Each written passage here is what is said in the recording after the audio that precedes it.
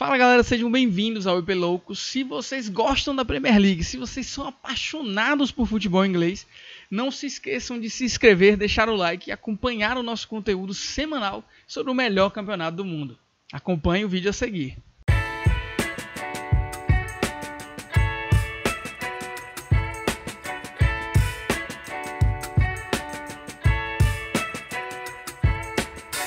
Então agora rapidamente vamos só comentar os principais jogos da rodada. Eu queria falar um pouco sobre o Aston Villa, né? O Aston Villa não está me surpreendendo, sinceramente. Eu já tinha feito postagens sobre o Aston Villa lá no Instagram, porque é um time que já ficou muito forte na temporada passada com a chegada de o Unai Emery, né? E ele mudou o jeito desse time jogar.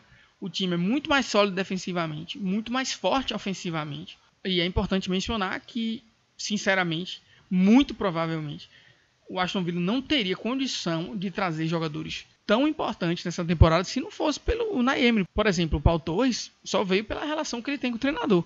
Jogador de seleção da Espanha, jogador pretendido por muitos clubes europeus, fazendo ali uma parceria de extrema qualidade com Mings, numa situação talvez normal, mas Mings se machucou. E também Konsa, né, que é um zagueiro de qualidade, mas eu utilizaria Diego Carlos. Eu sei que ele ficou um bom tempo lesionado, não sei se a questão ainda é ritmo de jogo, né? É uma questão física, capacidade de jogar 90 minutos num jogo importante contra o Brighton, mas se for eu entendo, mas numa situação normal, para mim a zaga ideal seria Diego Carlos, que acabou ficando no banco com Torres, que veio do Vila Real. É um time que trouxe Diaby do Bayer Leverkusen, que não é surpresa para ninguém que ele está arrebentando na Premier League. Um time que já tinha Douglas Luiz, que é um jogador de qualidade. Já tinha um Watkins, que é um dos melhores centroavantes da Premier League. É um time extremamente forte, que ganha agora o reforço de Ramsey, né, que estava machucado. Jogador jovem do clube que arrebentou na temporada passada e que havia uma expectativa para ele voltar de lesão. E ele já voltou fazendo gol. Então a expectativa em cima desse time é altíssima. Então esse jogo é um retrato disso, né? Um Watkins que estava num dia inspirado, marcando tudo, não errando nada. E Diaby criando uma movimentação interessante, e com o Ramsey ali, que é a cereja do bolo, né? Mais um jogador de extrema qualidade que o time tem. Então é surpresa porque foi Brighton, mas o Brighton tem essa característica, né? Pelo menos essa temporada, de fazer. Na temporada passada também era capaz de fazer isso. Grandes jogos, goleadas em cima de grandes clubes, dos gigantes, né? Robin Hood da Premier League, e muitas vezes acaba perdendo para times mais fracos, mas nesse caso o Aston Villa pode até não estar no Big Six, mas é um time que eu tenho grande expectativa, inclusive com grande chance de classificar para a Liga dos Campeões nessa temporada, porque foi por pouco que não classificou na última, né? Também é importante mencionar que o time tinha algumas lesões importantes, né? Para esse jogo especificamente estava sem Bailey, né, da seleção da Jamaica, Alex Moreno e Ramsey, que estava lesionado, mas que agora já voltou, né? Então, com todos os jogadores à disposição, esse time vai dar um trabalho. Tem Barry Cash jogando demais na lateral direita e ainda conseguiu o empréstimo de Zaniolo, porque Galatasaray entendeu que ele não teria muitas opções desde a chegada de Zaha lá no Galatasaray. É um time que tá cheio de estrelas, né? Cheio de nomes pelo menos, né? Acabou de ganhar o jogo da Champions contra o Manchester United, não é uma surpresa. É um time que tem Zaha, tem Mertens, tem Icardi, tem TT, tem aquele Davinson Sanchez, que era zagueirão do Tottenham. Então, pela dificuldade de Zaniolo jogar no Galatasaray, pela importância de estar ganhando ritmo, um jogador que teve muitas lesões, ele aceitou vir para o Aston Villa como empréstimo e está ganhando cada vez mais minutos, né? Ainda mais com a lesão de Bailey. Zaniolo, que é um jogador de muita promessa, né? Inclusive já teve passagem pela seleção da Itália. Quando ele surgiu, ele era considerado um craque. Teve algumas lesões infelizes na Roma, né? E agora está tentando recuperar a sua carreira. Agora vamos comentar rapidamente sobre o Manchester United, né? A crise continua. Inclusive o time perdeu também na Liga dos Campeões. Então a situação de Ten Hag é complicada. Não acredito que ele esteja ameaçado de demissão, até porque o clube, na gestão lá em cima, está uma bagunça também, né? Tem a expectativa de haver uma venda, inclusive imaginava-se que essa altura o clube já teria sido vendido. Os Glazers ficam segurando, ficam querendo extorquir, e ainda mais, né? Mais do que já tiraram desse time. Ainda estão querendo espremer essa venda ao máximo, para tirar o máximo desse clube mais uma vez. E então essa instabilidade também se reflete no restante da organização, é natural. Poderia ter ido ao mercado para contratar um lateral esquerdo e não fez. Shaw se machucou. As opções na zaga até melhoraram porque veio o Evans de graça. Estava no final de contrato. E deu mais uma opção. Mas você vê que são, embora Evans até esteja jogando bem, exemplos de um time para repatriar um cara desse que já estava no final da carreira, apesar do bom desempenho, novamente, repetindo, é um time que não estava podendo investir tanto, né? E aí, quando optou por contratar um 9, que era uma necessidade absoluta, principalmente depois da saída de Cristiano Ronaldo, né? Aí tem a discussão aí se precisava ou não contratar um novo goleiro, que poderia ter simplesmente renovado com o De Gea, foi líder de clean sheet na temporada passada, uma situação controversa, né? Que nem todos os torcedores do United concordaram. E aí as deficiências, como na lateral esquerda, estão se mostrando. Eles contrataram Aaron Bat, que eu não sei se era prioridade assim. Contrataram Malt, que eu também não entendi muito bem em termos de prioridade. Eu acho que teria outras opções melhores. Eu nem acho ele um jogador ruim, eu acho um jogador interessante, pode contribuir.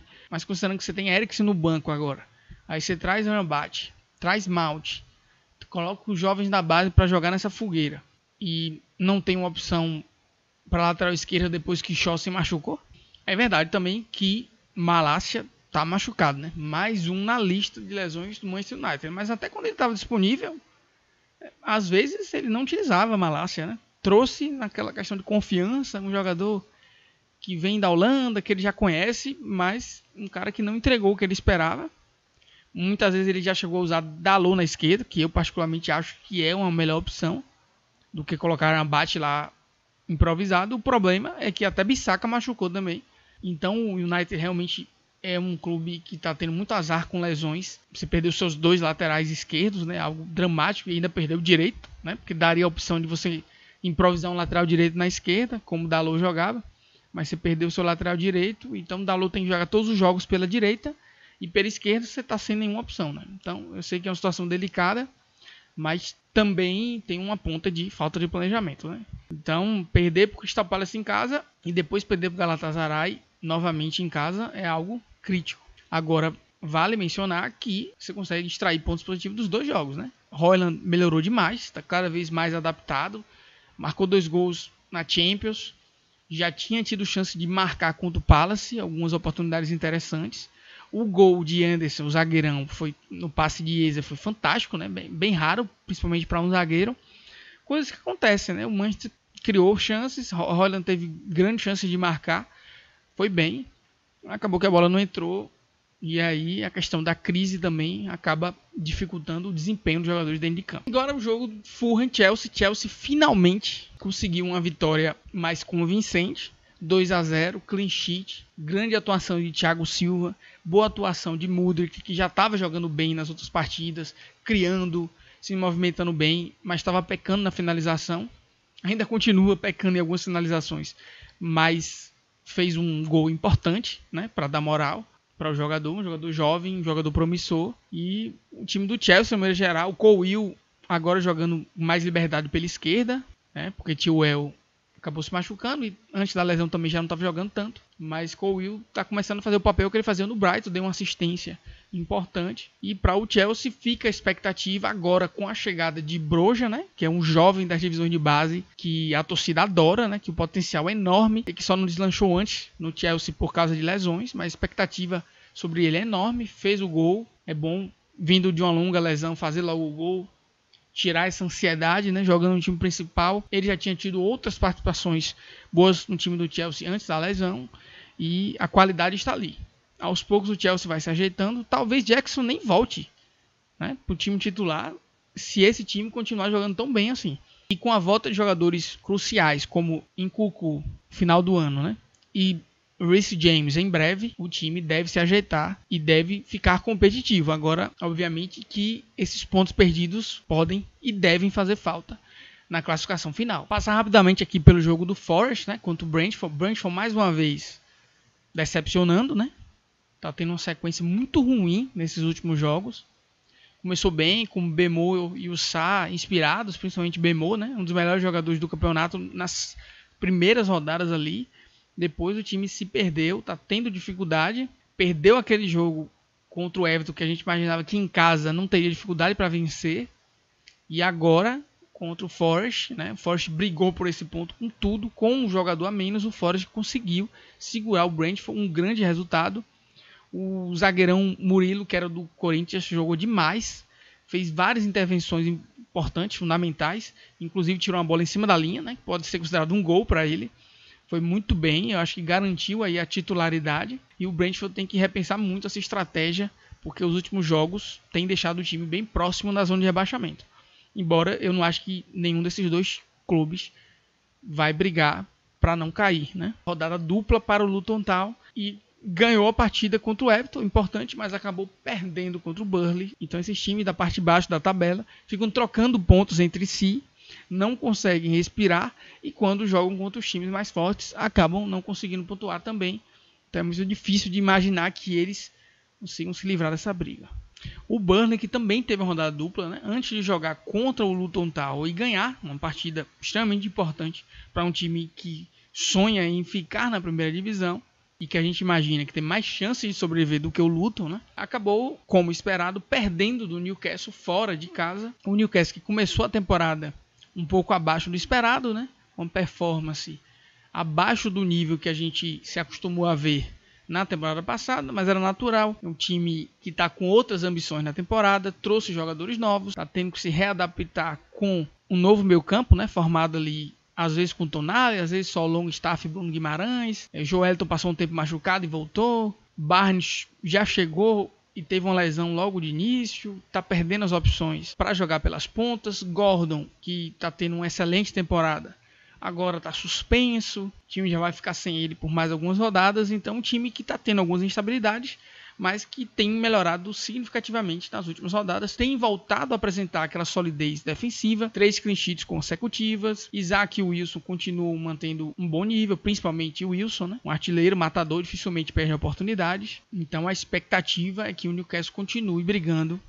lá em cima e também tente melhorar o desempenho na Liga dos Campeões, né? Que acabou não apresentando o futebol esperado na primeira partida contra o Milan.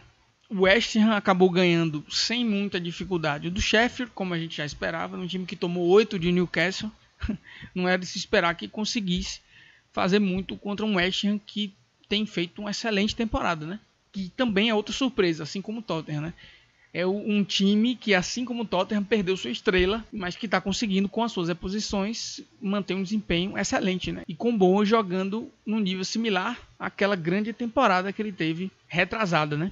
A temporada passada ele teve bons e maus momentos, não conseguiu manter aquele nível da temporada retrasada, mas essa temporada ele está voltando a ser o jogador decisivo que o time espera. Falando de times que estão disputando o título da Premier League, assim como Tottenham e Liverpool, que a gente comentou no outro vídeo, aqui é importante a gente mencionar Arsenal e City, né, que estão confirmando as expectativas que a gente tinha na temporada passada de que eram times que continuariam se mantendo no topo da tabela ou brigando pelo topo da tabela. Apesar de serem dois times que brigam pelo título, comparando com a temporada passada, são dois times com uma situação diferente, né? O Arsenal praticamente só se reforçou, perdeu só o que? Xhaka ali no meio campo, emprestou Tierney, porque ele não teria tanto espaço, agora que, né, tem Zinchenko lateral esquerda, tem Timber disputando posição, pode jogar tanto de zagueiro quanto de lateral, então foi mais uma opção. Então o Arsenal é um time que só ganhou, né, com relação ao Arsenal da temporada passada. É um time mais forte, é um time com mais opções e com mais nível, né? Trocando aí Xhaka por Rice e Tierney, que está emprestado, por Timber, a evolução é clara, mas infelizmente a lesão de Timber foi algo inesperado e bem difícil para Arteta revezar os zagueiros ali desse time, né? Tirando Gabriel e Saliba, as opções são bastante reduzidas, né? Tanto que o White, que era um zagueiro, que agora está mais lateral direito do que zagueiro, né? Foi assim na temporada passada e continua. É também pela falta de opções, né? Porque Tomiyasu não tem a mesma qualidade nem como zagueiro, nem como lateral direito. É um time muito sólido que se espera muito. E se não fossem as lesões de Trossard e Martinelli, o time também estaria mantendo um bom nível na Liga dos Campeões, mas acabou perdendo a partida contra o Lens, exatamente porque o time acaba cansando, né? Não tendo opções importantes como Martinelli e Trossard para revezar, o time está tendo dificuldade para manter o nível de competitividade em duas competições tão importantes, né? Com relação ao City, né? É um time que está passando por uma reformulação grande, perdeu jogadores importantíssimos como Gundogan e Mahrez, né? E aí nesse caso, apesar da contribuição ser cada vez maior de jogadores como Foden e Álvares, mas obviamente que o elenco em si perde muito, tanto que está tendo por optar por jogadores muito jovens, né, sem muita experiência profissional, como o norueguês Bob, que acabou jogando algumas partidas aí da Premier League, exatamente pela falta de opção para rotacionar esse elenco, né? E trouxe Kovacic, que não está no nível de Gundogan, e teve a lesão de Bruyne, que está fazendo uma falta tremenda, né? E como o elenco do time já era curto, o City está tendo dificuldades, e a suspensão de Rodri por uma briga boba ali dentro de campo, uma discussão boba quando o time estava ganhando a partida, e não por coincidência o time não ganhou desde que Rodri está suspenso, né? Então é preocupante, e o City deixou de criar uma vantagem importante na Premier League e está deixando os outros times competirem, né? É por isso que eu acho que, por conta das deficiências desse City, que não repôs os seus jogadores importantes, não repôs a altura e também não repôs em quantidade, e por conta da melhor desempenho de times como o Arsenal, como o Tottenham e como o Liverpool, eu acho que esse campeonato vai ser competitivo até o final.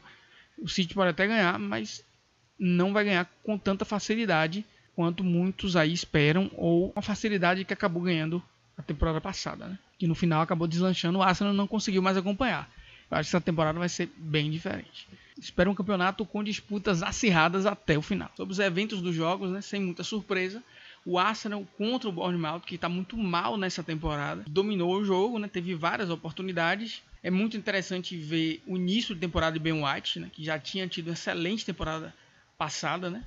Veio do Brighton, teve uma dificuldadezinha de se adaptar, mas depois que o Arteta conseguiu achar ali a posição de lateral direito para ele tem não só defendido bem, mas participado muito bem das jogadas ofensivas, dando assistências, fazendo gols, como nesse jogo. Saka continua não decepcionando, criando várias oportunidades, marcando gols, o melhor do time. E um fato que gerou discussão sobre esse jogo foi o pênalti de Havertz, né? Odegaard tem cobrado os pênaltis, Saka também pode cobrar, imagino que Jesus também tem a capacidade de cobrar pênaltis. Mas aí, como o time tá bem, todo mundo tá marcando gols, né? O Odegaard tem sido o cobrador oficial, e nesse caso ele passou a bola para Havertz fazer seu primeiro gol com a camisa do Arsenal, né? E aí tem essa discussão, será que 2-0 já era um resultado tranquilo o suficiente para você sair distribuindo pênaltis? Só que a mídia inglesa, parte da mídia inglesa discutiu sobre isso. Eu acho um exagero muito grande, porque Havertz é um especialista de cobranças de pênalti, né? Cobrava pênalti no Chelsea, então cobrou pênalti a vida toda. Eu acho que o risco era muito pequeno, mas eu entendo a lógica, né? Se o cobrador oficial não cobrar, as pessoas vão discutir. Eu acho besteira, porque o aproveitamento de Havertz é excelente, e se você olhar nos números, é até maior o aproveitamento de Havertz comparado com os seus companheiros. E com relação ao jogo do City, é um jogo em que o City jogou muito abaixo do seu nível esperado, né? Tem sido assim desde que Rodri saiu do time por suspensão, não tem um substituto à altura, não tem um substituto nem em termos de característica, né? O mais próximo seria Calvin Phillips, parece que Guardiola não confia nele desde a temporada passada. A opção por Kovacic e Nunes, né? Eu acho que Kovacic era uma opção interessante para rotação, mas para ser titular, eu acho que é um erro do City, né? Kovacic não conseguiu fazer temporadas, também por lesões, claro, mas ele não conseguiu fazer boas temporadas pelo Chelsea, num nível muito mais alto no City, uma cobrança muito maior. Eu acho que ele não é jogador para esse nível de time.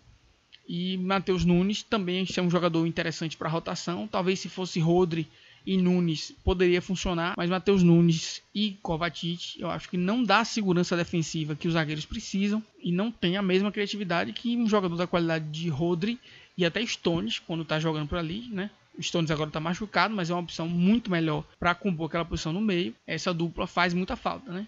E Kovacic, inclusive, acabou errando o passe que gerou o contra-ataque para aquele gol da jogada de Neto, né? Um gol contra de Rúben Dias. E aí, na sequência do jogo, Álvares fez aquele golaço de falta, nem sabia que ele cobrava falta com essa qualidade. Perfeita a cobrança. Só que o City não conseguiu ter o volume das outras partidas, não conseguiu ter tantas chances claras de gol, e no finalzinho do jogo foi penalizado. Surgiu a oportunidade com Cunha, né? Deu uma assistência brilhante para Juan Hee-Chan fazer o gol. Para o Wolverhampton esse resultado é fantástico, porque pouquíssimos times vão conseguir tirar pontos do City durante o campeonato, principalmente se você considerar os times que estão ali na parte de baixo da tabela. Então para o Wolverhampton é uma vantagem competitiva tremenda, merecida. E Cunha, apesar de eu achar que não valeu 50 milhões de euros, pelo menos para um time como o Wolverhampton que não tem tanto orçamento assim, fazer um investimento desse é muito custoso.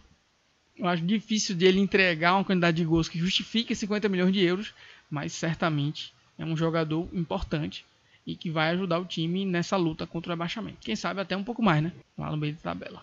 É isso, galera. Chegamos ao fim desse vídeo. Muito obrigado por assistir. Se inscreve no canal, deixa seu like se você gostou do vídeo e até a próxima. Valeu!